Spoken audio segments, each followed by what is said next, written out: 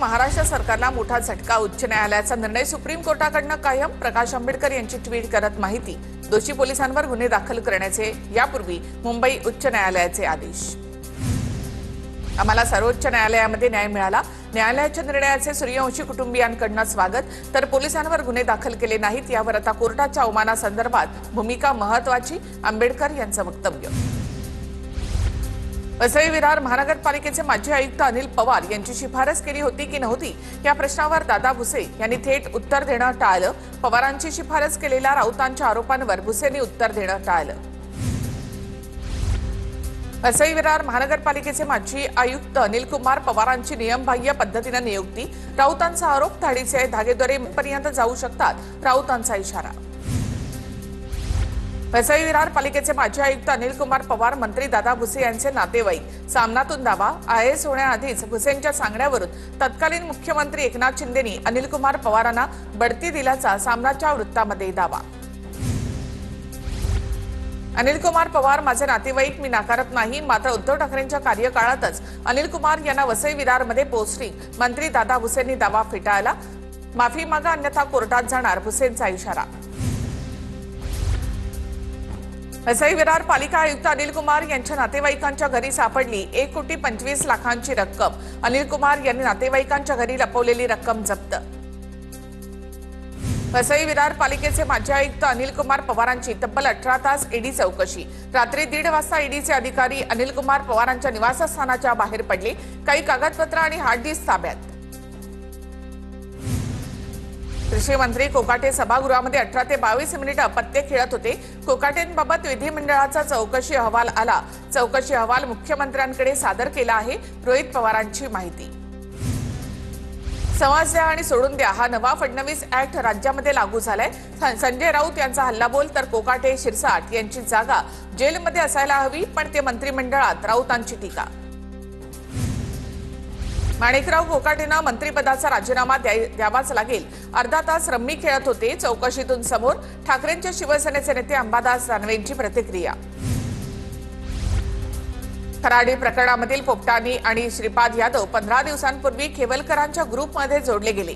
आमची बदनामी करण्यासाठी पुणे पोलिसांचा डाव, एकनाथ खडसेंचा आरोप। प्रांजल खेवलकर यांना ट्रॅप लावून अडकवल्याचा वकिलांचा दावा। ज्या महिलेच्या पर्समध्ये कोकेन सापडलं ती महिला पोलिसांनीच पाठवली असल्याचा आरोप। पोलिसांची कारवाई बनावट, उच्च न्यायालयामध्ये जाणार असल्याची माहिती। वाल्मिक कराडच्या सांगण्यावरून संतोष देशमुखांची हत्या। वाल्मिक कराडच मुख्य सूत्रधार, सूत्रांची माहिती। हत्या प्रकरणातील आरोपी वाल्मिक कराडच्या अडचणीमध्ये वाढ। कृष्णा आंधळेचं काय झालं? महाराष्ट्राला पडलेला प्रश्न। मुख्य साक्षीदार आंधळेला कुठे गायब केलं एकदा कळू द्या। संतोष देशमुख हत्या प्रकरणावरून राऊतांची टीका। वाल्मिक कराडचा समर्थक गोट्या गित्तेचा एक व्हिडिओ समोर। गोट्या गित्ते महादेव मुंडे हत्या प्रकरणातील संशयित आरोपी। गित्तेवर अनेक गुन्हे, पोलीस अटक का करत नाहीत? नागरिकांचा सवाल। जेलमधून स्पेशल फोन सापडला। आका वापरत असलेल्या फोनमधून माहिती समोर येईल। बीड प्रकरणामध्ये सुरेश दास यांची माहिती। महादेव मुंडेंचे कुटुंबीय मुख्यमंत्री देवेंद्र फडणवीसांची भेट घेणार। उद्या सकाळी 11:30 वाजता वर्षा बंगल्यावर भेट घेणार। हत्या प्रकरणामधील पहिल्या तपास अधिकाऱ्यांचा CDR काढावा। तपास थांबवणाऱ्या लोकांना आरोपी करण्याची देखील मागणी करणार। भाजप आमदार सुरेश दास मंत्रालयामध्ये अजितदादांच्या भेटीला। सुरेश दास यांच्याकडून मंत्रालयामध्ये अजित पवार यांची भेट। कृषी विभागातील 169 कोटींच्या कथित घोटाळ्याचा चौकशी अहवाल आमदार सुरेश धस यांनी सादर करण्याची केली मागणी। सुरेश धस सुप्रीम कोर्टामध्ये हायकोर्टाच्या निकालाला चॅलेंज करणार। आमदार धस यांचं कृषी प्रधान सचिव विकासचंद्र रसाळी यांना पत्र। आणखी एक महत्त्वाची बातमी आपण पाहूयात। रामदास कदम यांचे बंधू सदानंद कदम अनिल परब यांच्या भेटीला। रामदास कदम आणि सदानंद कदम यांच्यामध्ये फारसं सख्य नाही। भाऊ असले तरी सुद्धा रामदास कदम आणि सदानंद कदम यांच्यामध्ये विळा भोपळ्याचं नातं आहे। सदानंद कदम हे अनिल परब यांच्या भेटीसाठी आलेले आहेत।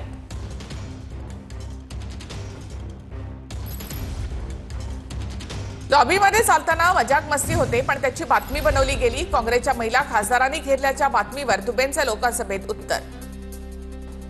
मराठी भाषा लोकांबद्दल बोलत असेल तर आम्ही दुबेंच्या विरोधात बोलणार। निशिकांत दुबेंच्या वक्तव्यावर वर्षा गायकवाड यांची प्रतिक्रिया। बऱ्याचशा मंत्र्यांची फाईल घेऊन आम्ही राष्ट्रपतींना देखील भेटणार. सरकार निर्लज्ज असेल तर राजीनामे कसे होणार? महायुतीमधील मंत्र्यांवरून राऊतांचा निशाणा. चीनचं नाव घ्यायला मोदी घाबरले. ऑपरेशन सिंदूर बाबत मोदींच्या भाषणावरून राऊतांचा घणाघात. तर मोदी गृहमंत्री आणि संरक्षण मंत्र्यांकडे उत्तरं नाहीत, राऊतांची टीका. रशियामधल्या भूकंपामुळे जगातल्या 7 पेक्षा जास्त देशांना सुनामीचा इशारा. समुद्रकिनारी असलेल्या नागरिकांना सुरक्षित ठिकाणी जाण्याचे आदेश. जपानच्या फुकुशिमा अणुऊर्जा प्रकल्पाला सुद्धा सुनामीचा धोका. जपान प्रशासनाकडून फुकुशिमा अणुऊर्जा प्रकल्प रिकामी करण्यात आल्याची माहिती. सुनामीच्या भीतीने जपानमधील नागरिक सावध. जपानमधल्या नागरिकांचा उंच इमारतींवर आश्रय. जपानमधला फुकुशिमा अणुऊर्जा प्रकल्प सुद्धा बंद.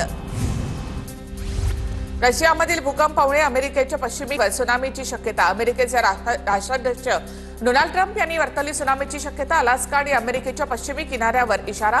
तर खंबीर रहा, सुरक्षित रहा, ट्रम्प यांचं आवाहन. माझ्या विनंतीनंतर भारतानं पाकिस्तानसोबतचं युद्ध थांबवलं. भारत पाक युद्धावरून ट्रम्प यांचं पुन्हा एकदा विधान. तर भारतावर 25% टॅरिफ लागण्याची शक्यता. ट्रम्प यांचं सूचक विधान. बीडीडी प्रकल्पासंदर्भात आदित्य ठाकरेंचा फडणवीसांना पत्र. पूर्ण झालेल्या घरांचा ताबा लाभार्थ्यांना देण्याची मागणी. आदित्य ठाकरेंकडून काल बीडीडी मधील घरांची पाहणी.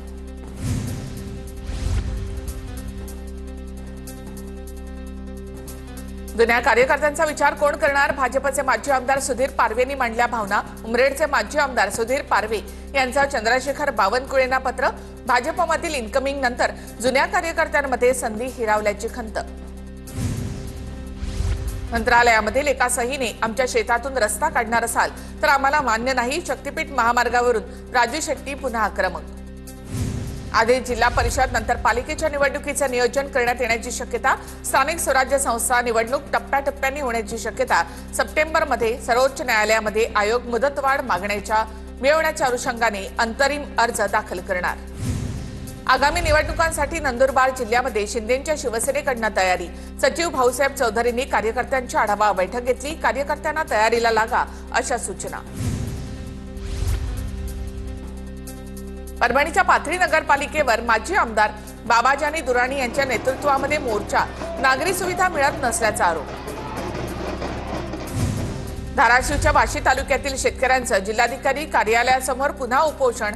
यापूर्वी वाशी तहसील समोर केलं होतं उपोषण. जिल्हाधिकारी आणि शेतकऱ्यांमधील पवनचक्की संदर्भातील चर्चा निष्फळ. कर्जत बदलापूर लोकल सेवा सुरळीत. वांगणी बदलापूर दरम्यान रेल्वे रुळावर तडे गेले होते. जालना जिल्ह्यातील 21,000 लाभार्थ्यांचा रेशन धान्य होणार बंद. धान्याची नियमित उचल न करणाऱ्यांना फटका बसणार. रेशन दुकानदारांच्या मार्फत लाभार्थ्यांची पडताळणी.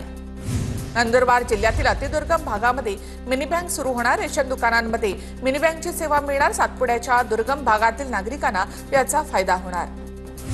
कोल्हापूरचे खासदार शाहू छत्रपती यांनी घेतली सरन्यायाधीश भूषण गवई यांची भेट. नवी दिल्ली इथे दोघांची सदिच्छा भेट. तर मुंबई उच्च न्यायालयाच्या सर्किट बेंचबाबत दोघांमध्ये चर्चा. परभणी जिल्हा काँग्रेस समितीकडून प्रदेश अध्यक्ष सपकाळ यांची भेट. लवकरच नवीन जिल्हाध्यक्षांची नियुक्ती होणार. सपकाळ यांचं आश्वासन.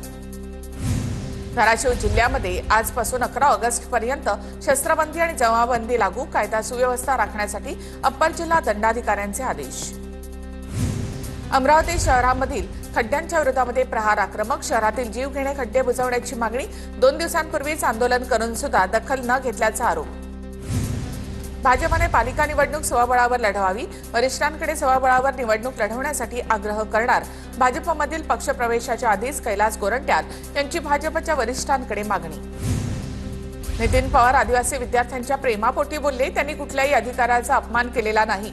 मंत्री अशोक उईकेंची प्रतिक्रिया. तर नितीन पवारांनी अधिकाऱ्यांना दम दिल्याचं वक्तव्य. मंत्री मंगल प्रभात लोढा यांचं मुंबई पालिकेच्या सी वॉर्ड कार्यालयामध्ये जनता दरबार. मुंबई महापालिका निवडणुकीच्या दृष्टीने जनता दरबार. बुलडाण्यामध्ये रोहित पवारांजवळ मुलींनी मांडल्या शेतकऱ्यांच्या समस्या. शेतकऱ्याचा जीव गेल्यावर सरकारला जाग येते का? मुलींचा सवाल. रोहित पवार यांनी घेतली मुलींच्या शिक्षणाची जबाबदारी. शेतकऱ्यांच्या समस्या मांडताना मुली भाऊ. छत्रपती संभाजीनगरमध्ये पनवेल पालिकेच्या अतिरिक्त आयुक्तांवर अत्याचाराचा गुन्हा. महिलेच्या तक्रारीनंतर अतिरिक्त आयुक्तासह 3घांवर अत्याचाराचा गुन्हा. आरोपी भरत राठोडने लग्नाचा आमिष दाखवून अत्याचार केल्याची महिलेची तक्रार. कल्याण डोंबिवलीमध्ये अजित पवार यांच्या राष्ट्रवादीमध्ये अंतर्गत वाद, जिल्हाध्यक्ष शिंदेंच्या मनमानी कारभाराच्या विरोधात पदाधिकाऱ्यांची नाराजी, 60 ते 70 पदाधिकारी देणार राजीनामा. कैलास गोरंट्याल यांचा काँग्रेस पक्षाचा राजीनामा, वैयक्तिक कारणामुळे राजीनामा देत असल्याची गोरंट्याल यांची माहिती. उद्या मुख्यमंत्र्यांच्या उपस्थितीमध्ये भाजपामध्ये प्रवेश करणार.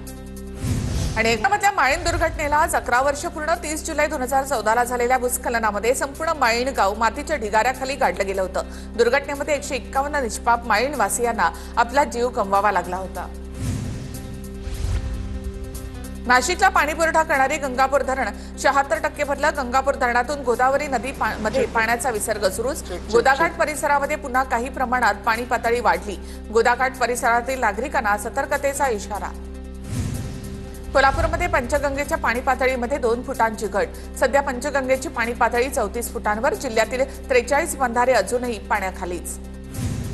जळगावच्या चाळीसगाव तालुक्यामध्ये 4 दिवसापासून दमदार पाऊस. चांगल्या पावसामुळे बळीराजा सुखावला. पुण्यामधल्या मुळशी धरण 83% भरलं. गेल्या काही दिवसांपासून सुरू असलेल्या पावसामुळे धरणाच्या पाणी पातळीमध्ये वाढ. मुळशी धरणातून 5600 क्युसेक्सना पाण्याचा विसर्ग.